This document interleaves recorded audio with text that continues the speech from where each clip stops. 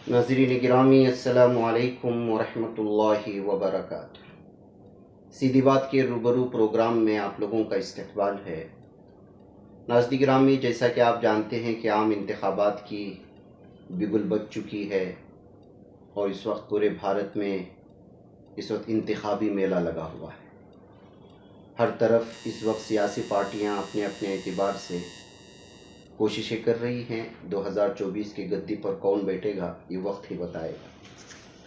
लेकिन इन तमाम चीज़ों में अहम मौज़ूआत बिलख़ुसूस हम मुसलमानों के लिए हमेशा से ये बात परेशानी का बायस रही है कि हमें अपने फ़ीसद के हिसाब से वो हक़ नहीं मिलता जो हक़ हमें हुकूमतों से मिलना चाहिए। ऐसे में रियासत कर्नाटक में ये महसूस किया जा रहा था कि हमें कम से कम इस बार आम इंतखाबात में कांग्रेस की जानिब से 3 मुसलमानों के लिए उम्मीदवार बनाया जाएगा, लेकिन इस बार सिर्फ एक मिली है और वो भी बेंगलुरु सेंट्रल से, और उसमें जनाब मंसूर खान साहब हैं। मंसूर खान साहब वो भी एक सियासी और पॉलिटिकल बेस रखने वाले फैमिली से ताल्लुक़ रखते हैं, और इस वक्त जिस शख्सियत को आप हमारे सामने देख रहे हैं वो मोहताज तारुफ भी नहीं है, इसलिए कि सियासत में गुज़श्ता कई सालों से अपनी खिदमत अंजाम देने के साथ साथ मुख्तलिफ़ मैदानों में बिलख़ुसूस तालीम में तो उन्होंने अपना एक नाम बना रखा है। ये सारी चीज़ें आप लोगों के सामने हैं। जनाब रहमान खान साहब, मंसूर खान साहब इन्हीं के फ़र्जंद हैं और इन्हीं से हम जानने की कोशिश करते हैं कि इंशाअल्लाह ताला आगे मंसूर खान साहब को जो पॉलिटिकल उनको फैमिली का जो बैकग्राउंड मिला है उस एतबार से भी, और जो उनका एक्सपीरियंस है वो किस तरह से इस वक्त हमारे साथ अपने ख़यालात का किस तरह इज़हार करते हैं। तो आपका इस्तकबाल है। शुक्रिया। तो आप खुश हैं कि आपके फ़र्जंद को इस वक्त सीट मिली है?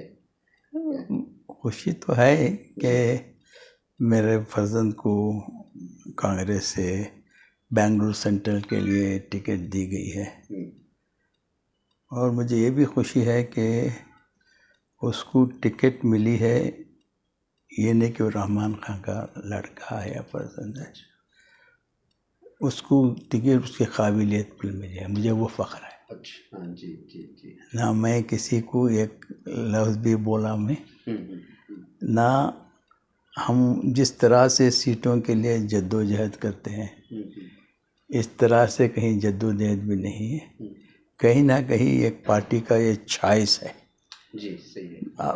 पूरे कैंडिडेट्स में जो पार्टी इसके परफॉर्मेंस पर, जैसा कि तेलंगाना में हाल ही में इलेक्शन हुए थे, ये ACC ने, कांग्रेस पार्टी ने इनको सेक्रेटरी बना के ऑल इंडिया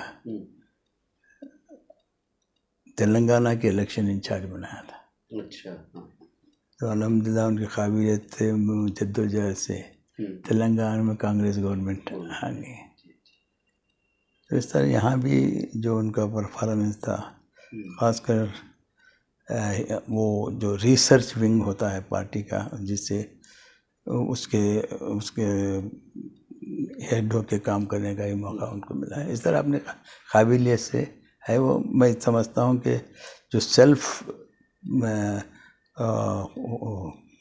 जद्दोजहद करके आते हैं उनमें कुछ लगन होती है, कुछ जज्बा है काम करने का।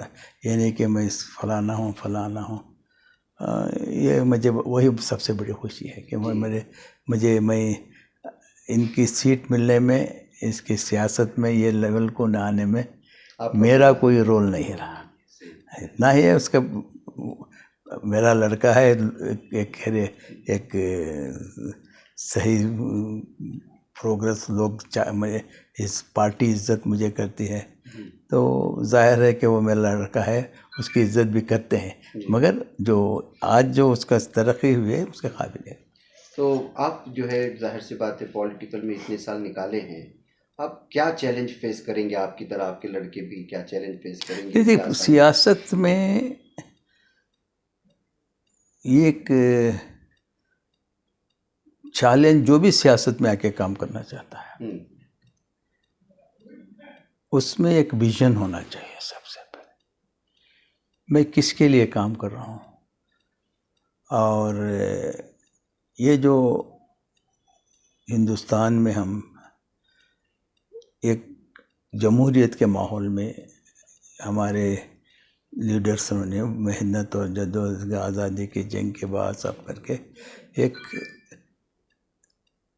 हुकूमत बनी जो सेक्युलर हुकूमत बनी, डेमोक्रेटिक तरीक़े से चलाने की हुकूमत बनी है जमहूरियत। और ये जमहूरियत ही एक ऐसी मॉडल है, हालांकि जमहूरियत ही एक ही मॉडल नहीं है, बहुत से डिक्टेटर्स आए हैं, मगर जमहूरियत के बग़ैर कोई हुकूमत लोगों के लिए सही हुकूमत नहीं हो सकती, क्योंकि लोगों का को इख्तियार देने का हक़ जो हर साल 5 साल मिलता है, वो सबसे बड़ी ताकत है। आज चैलेंज जो है ख़ासकर अक़लियतों के लिए कि कहीं ना कहीं जो पार्टी इख्तिदार में है, बीजेपी है, उसका मेन एजेंडा ही जो है जमहूरियत के ख़िलाफ़ है।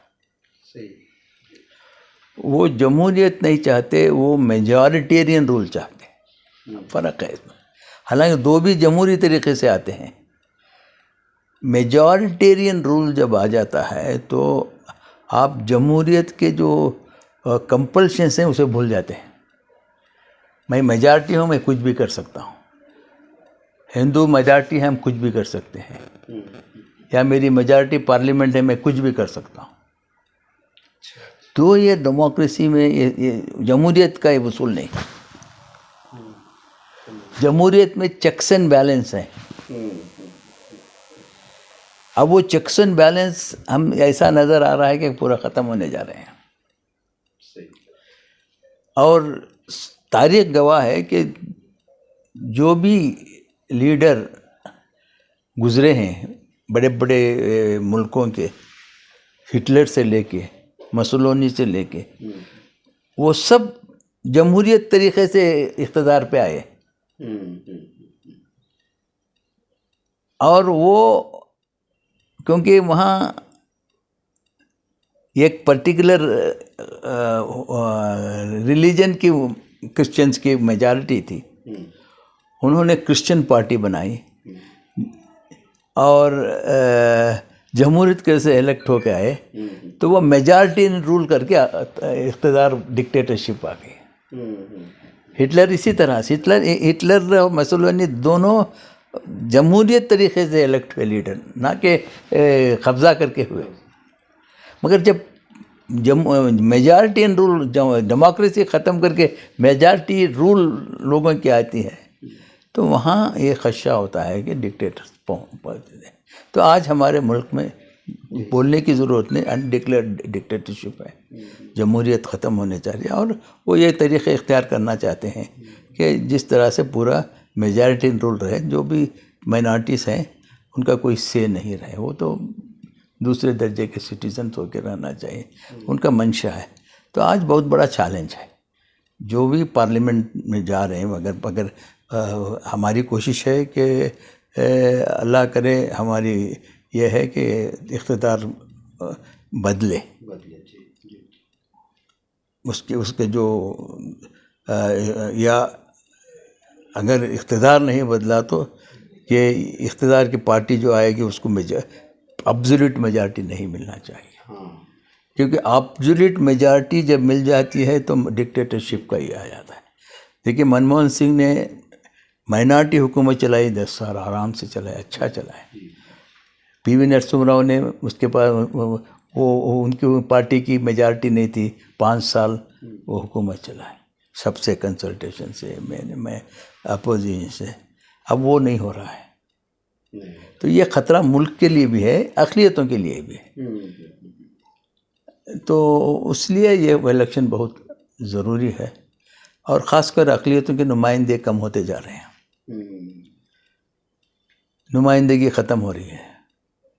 जहाँ से इलेक्ट होके आते थे, क्योंकि वो जहर, कम्युनलिज्म का जहर ऐसा फैला दिया गया है कि आज उसी तरीके से इक़्तिदार को हासिल किया जा रहा है, ना कि अपने परफॉर्मेंस पे। कोई पार्टी अब राम मंदिर बन दिया, मुझे वोट दो, और कुछ कर दिया, वोट दो। तो ये बहुत ही ख़तरनाक है जमहूरियत के लिए। तो कोशिश हर चाहे कांग्रेस पार्टी कमज़ोर हो गई, ये तो मालूम है, मगर कांग्रेस पार्टी को कमज़ोर बनाने में लोगों का ही हाथ है, क्योंकि उन्होंने एक अच्छी खासी हुकूमत को ये नहीं कि हर हुकूमत अच्छी ये करते हैं। मुझे समझ में नहीं आता कि आज मैंने मनमोहन सिंह की इक़्तिदार जो थे तो 10 साल मैं भी इक़्तिदार में रहा जी। जो आज ये हुकूमत कर रही है, मनमोहन सिंह को करने में बहुत आसान था। बहुत आसान था, सही बात। और मगर उन्होंने अपने दौरे हुकूमत में, जैसा कि यूएपी एक्ट है, मनी लॉन्ड्रिंग एक्ट है, सीबी है, इन एजेंसी का कभी भी इस्तेमाल नहीं किया अपने मफाद के लिए। मैं ये दावे के साथ कह सकता हूँ। हालांकि वो प्रोपेगेंडा के शिकार हुए। 2G में इतना प्रोपेगेंडा किए लोगों ने कि वहाँ 1 रुपया का भी स्कैंडल नहीं था। उसको जाके उन्होंने ऐसा बनाया, 1,70,000 पर 5,000 करोड़ का गबन बता दिए। मगर वहाँ पर आज हुकूमतें कह रहे हैं, ये जो जजेस आज कह रहे हैं कि वो सब फेक था, पूरा फेक बनाया गया था। अब इसी तरह से डिमोनेटाइजेशन हुआ इनके आते ही, वो भी पैसे लूटने का तरीका था। अच्छा। लोगों को कहा कि 3 लाख करोड़ ब्लैक मनी है मुल्क में। ये तो सब मानते थे ब्लैक मनी है। 3 लाख थे तो 10,000 करोड़ आना था, मगर आखिरी में वो करने के बाद क्या 1 रुपया भी ब्लैक मनी नहीं है। वो कहाँ गए? लोगों को उससे अटेंशन हटा के, जज्बात में ला के, कम्युनलिज्म दिखा के, उन्होंने 3 लाख करोड़ का जो ब्लैक मनी था वो गायब हो गया। कुछ नहीं, खुद ही गबन कर लिया। कुछ नहीं, गबन हो गया। हिसाब तो लेना था ना, बोलना था ना। इतना बड़ा स्टेप लेके इतनी नुकसान करके ये करे, वो छोड़ दिया। अब वो जाके अब बॉन्ड का आया। अब जो बॉन्ड्स जो हैं, ये एक नई स्कीम लूटने की लोगों की जी। अब इसको तो यहाँ अब जब कोई अपोजिशन स्ट्रांग नहीं है, क्वेश्चन करे तो ब्रूट मेजॉरिटी। ये कहीं पार्लियामेंट की हिस्ट्री में नहीं हुआ कि 160 MPs को सस्पेंड करके बिल पास किया। तो ये तरीका लोगों को अपरेंट दिख रहा है कि ये डिक्टेटरशिप कर रहे हैं, जमहूरियत नहीं है, लोगों की आवाज़ ये सुन नहीं रहा है। तो अब होने वाला है, कल दस्तूर बदला देगा। हमारी गारंटी क्या है हर एक